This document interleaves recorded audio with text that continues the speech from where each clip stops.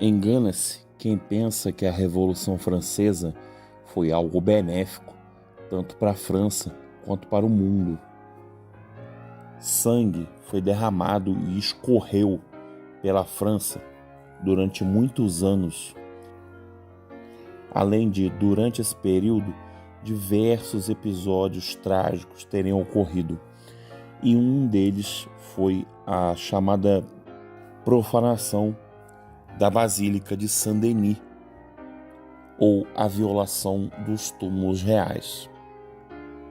Vamos conhecer mais deste triste fato?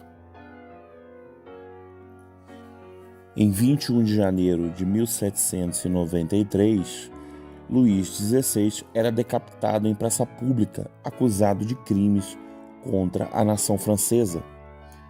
Com a cabeça do último rei absolutista, os revolucionários pretendiam lavar com sangue real os símbolos do antigo regime.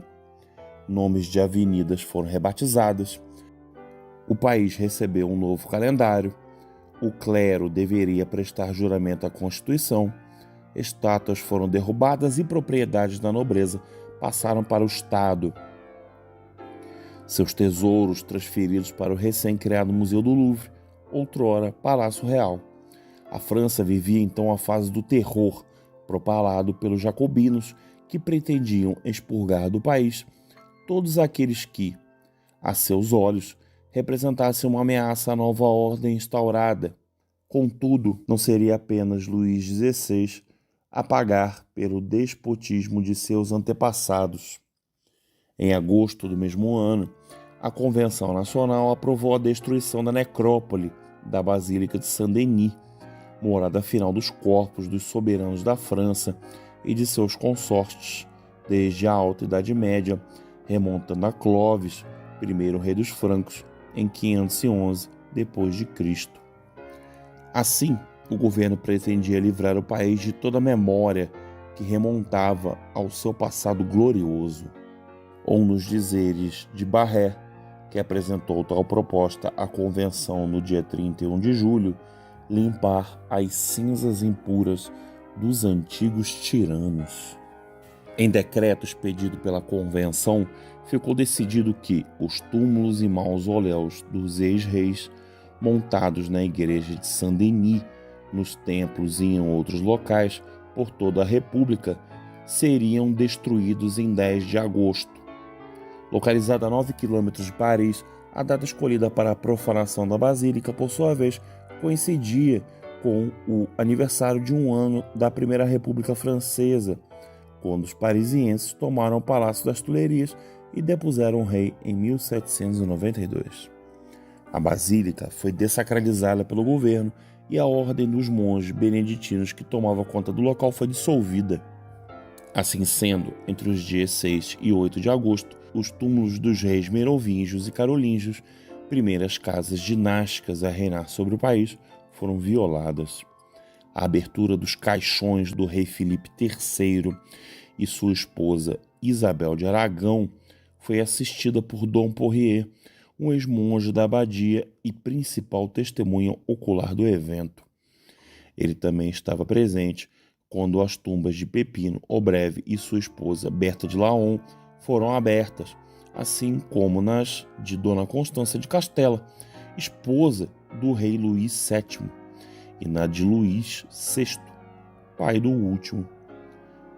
Não apenas reis se encontravam sepultados ali, como também os remanescentes de 46 nobres.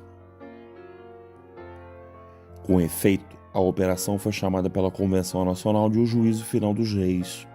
As tampas dos sepulcros medievais, com suas ricas efígies esculpidas, foram removidas e o revestimento de chumbo dos caixões arrombado. O material seria mais tarde derretido e reaproveitado para outros fins. Quanto aos corpos exumados naquela ocasião, eles tinham no mínimo 5 ou 6 séculos de sepultamento, de modo que restavam apenas ossos e cinzas. Os remanescentes foram então jogados em uma vala comum. Seus monumentos tumulares, por outro lado, foram preservados por uma comissão especialmente designada para isso e, por um tempo, instalado no Musée des Monuments Français, na antiga Rua de Petit-Augustin, atual Rua Bonaparte, em Paris. Essa é a primeira iniciativa de pilhagem aos sepulcros reais, contudo, foi mais tímida se comparada à segunda data marcada para a continuação dos trabalhos. Em 14 de outubro de 1793, a Rainha Maria Antonieta seria julgada pelo Tribunal Revolucionário e, para celebrar essa data, os insurgentes decidiram invadir no dia 12 a cripta dos Bourbon, dinastia deposta um ano antes, e saquear todos os túmulos de Henrique IV até Luís XV, incluindo os das rainhas e princesas que também se encontravam ali sepultadas. Em 12 de outubro de 1793, enquanto Maria Antonieta se preparava para seu julgamento no Tribunal Revolucionário, também acusada de crimes contra a nação francesa, em Saint-Denis, os trabalhadores golpeavam com ímpeto as paredes de pedra das criptas dos Valois e dos Bourbon.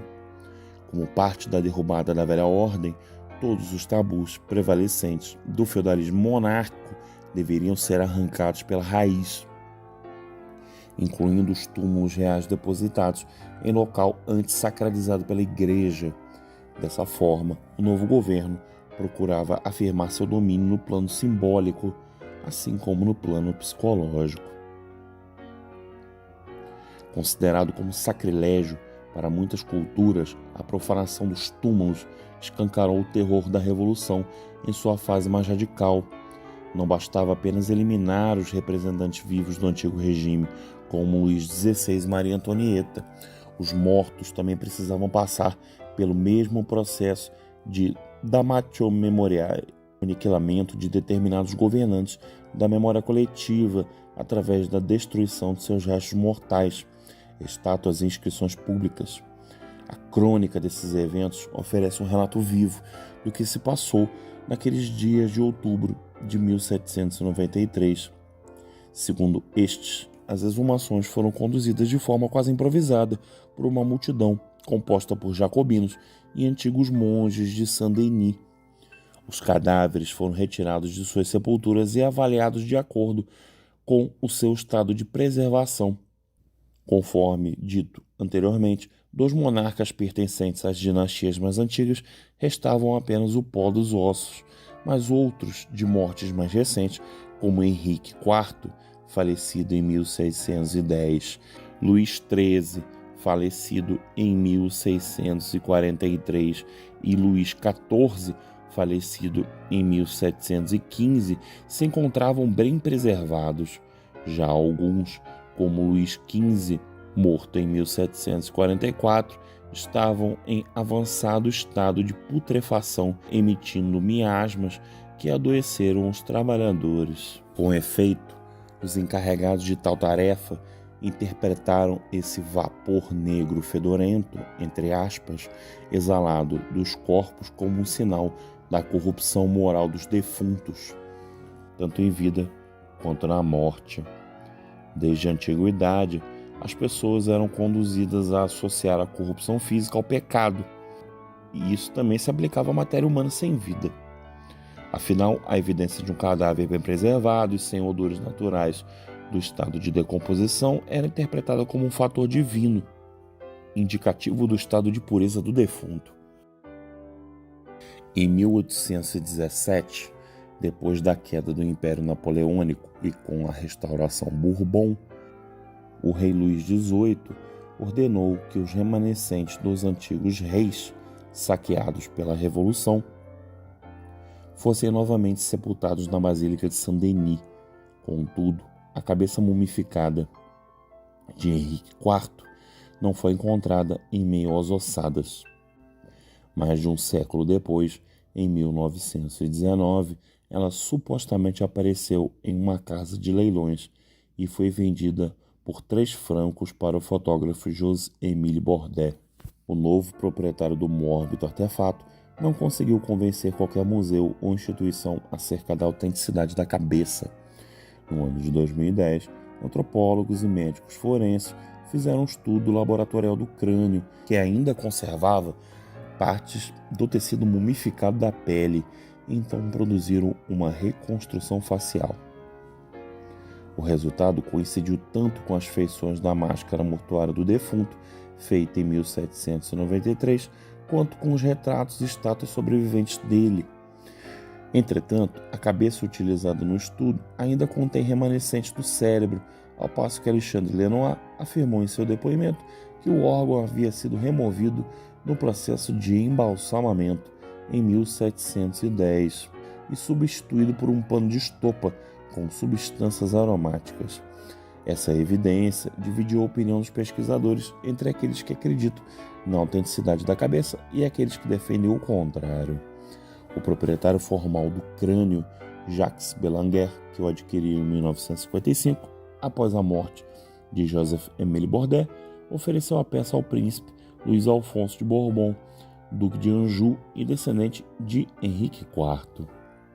Este, por sua vez, doou a suposta cabeça de seu antepassado para a Basílica de Saint-Denis, local onde novamente jaz até hoje.